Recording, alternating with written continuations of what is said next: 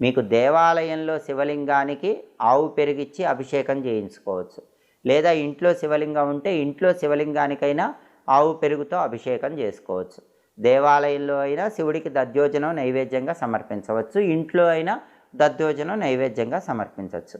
ఈ చిన్న పని చేస్తేనే 1000 కపిల గోవులను మీ చేత్తో దానం ఇచ్చిన అద్భుత ఫలితం కలుగుతుంది. దానికి కారణం ఏంటంటే, ఈ వైకుంఠ చతుర్దశి రోజు వైకుంఠంలో ఉన్న విష్ణుమూర్తి కాశీక్షేత్రానికి రావటం మాత్రమే కాదు, శివపార్వతులిద్దరూ కూడా కైలాసం నుంచి దిగి వచ్చి నందీశ్వరుడి మీద కూర్చొని లోక సంచారం చేస్తూ ఉంటారు. అది కూడా వైకుంఠ చతుర్దశికి ఉన్న ప్రత్యేకత.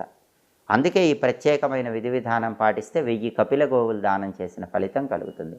అలాగే భయంకరమైన అప్పుల సమస్యలతో బాధపడే వాళ్ళు ఎవరైనా సరే అప్పుల సమస్యల నుంచి బయటపడటానికి వైకుంఠ చతుర్దశి